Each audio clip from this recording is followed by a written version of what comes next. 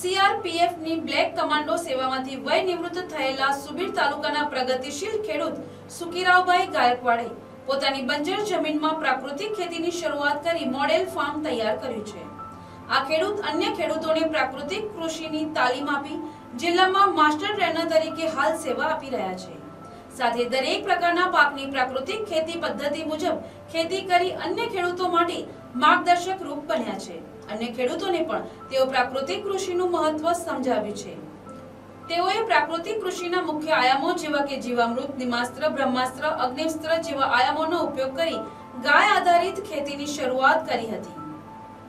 સુકીરાવભાઈએ ડાંગને પ્રાકૃતિક જિલ્લો જાહેર કરાતા તેમજ પ્રાકૃતિક કૃષિ માટે સરકારની વિવિધ સહાય અને યોજનાઓ માટે ગુજરાતના મુખ્યમંત્રી શ્રી ભૂપેન્દ્રભાઈ પટેલ અને રાજ્યપાલ શ્રી આચાર્ય દેવવ્રતજીનો વિશેષ આભાર વ્યક્ત કર્યો હતો।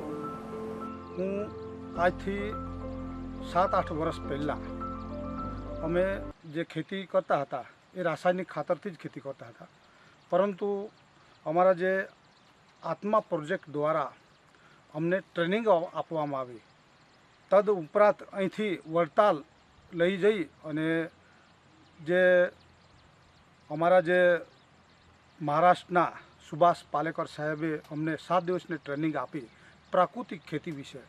એ ખેતી વિશે ટ્રેનિંગ લઈ અને હું પોતે આવ્યો, મારા ગામમાં આવ્યો પોતે, અને મેં જોયું કે ખરેખર પ્રાકૃતિકનું મહત્ત્વ શું છે। પ્રાકૃતિકનું મહત્ત્વ અમને આદરણીય અમારા સુભાષ પાલેકર સાહેબે અમને બહુ સારી રીતે શિખામણ આપી, અને એ શિખામણ લઈને હું મારા ગામમાં આવ્યો અને લોકોને મેં પહેલ કરી કે આપણે જે હાલમાં જે રાસાયણિક ખેતી કરી રહ્યા છે એનાથી બચવું હોય।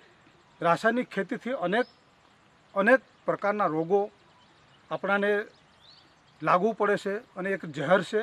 એ ઝેરથી બચવું ને આપણું જીવનશૈલીને સરળતાથી શુદ્ધ ખોરાક ખાવો હોય તો આપણાને પ્રાકૃતિક ખેતી કરવી જ પડે। મેં પોતે જ પહેલાં શરૂઆત મેં પોતે જ જીવામૃત બનાવ્યું, બીજામૃત બનાવ્યું, ઘન જીવામૃત બનાવ્યું, અને એના જીવ અસ્ત્રો માટે મેં નિમાસ્ત્ર પણ બનાવ્યું, અગ્નિઅસ્ત્ર બનાવ્યું, બ્રહ્માસ્ત્ર બનાવ્યું, અને છેલ્લું એનું જે તમામ કીટકોનું નાશ કરવા માટે તમામ જે નુકસાન કરતા હોય એનું નાશ કરવા માટે જે 10 પરની અર્ક બનાવ્યો। પછી મેં લોકોને બતાવ્યું કે મારું ખેતર તમે આવી જુઓ, જે કુદરતી આપણે ખેતી કરવાથી શું ફાયદો થાય છે।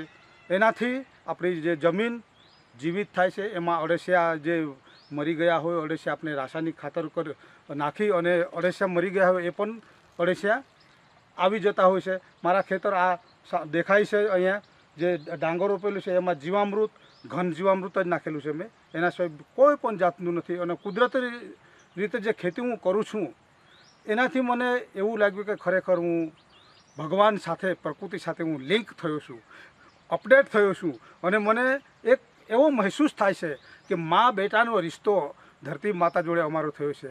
તો હું અમારા આત્મા પ્રોજેક્ટ અને મારા પ્રશાસનનો પણ હું આભાર માનું છું કે ખરેખર અમને ટ્રેનિંગ આપીને મારા ડાંગ જિલ્લાને જે પ્રાકૃતિક જાહેર કર્યું છે તો એમને હું ધન્યવાદ આપું છું। ગવર્મેન્ટને પણ, કે રાજ્યપાલ સાહેબને પણ હું ધન્યવાદ આપું છું કે મારા ડાંગ જિલ્લાને તમે અમારા ભારત દેશની આત્મા બનાવી છે। ખરેખર એનાથી હું બહુ વિચલિત થયો છું, અને મારા કિસાનોને, હું ખેડૂતોને હું વિનંતી કરું છું કે તમે આ વસ્તુ હજુ પણ કદાચ બાકી રહી ગયું હોય તો તમે પણ શરૂઆત કરો, અને આપણા જે આવનારા ભવિષ્યના બાળકો છે એમનું ભવિષ્ય એક સારું સ્વાસ્થ્ય જાય અને સારું લાંબુ જીવન જીવે એના માટે પ્રાકૃતિક ખેતી કરવાની બિલકુલ જરૂર પડી ગઈ છે। તો હું એ જ મારા સંદેશ આપું છું। બીજું કે જે પ્રાકૃતિક ખેતીનો મતલબ જ એ થાય છે કે प्रकृति के मूल सिद्धांतों के आधार पर गौ माता के गोबर और गौमूत्र से बिना खर्चा करने वाली खेती का नाम ही प्राकृतिक खेती है। तो सभी किसानों को मैं ये भी बोलना चाहता हूँ, वो सब जुड़ जाओ और धरती माता को बचाइए और अपने देश को भी शुद्ध खुराक और अनाज दीजिए। ये मैं किसानों को मेरा ये संदेश है। जय हिंद, जय भारत, जय जय गरीब गुजरात।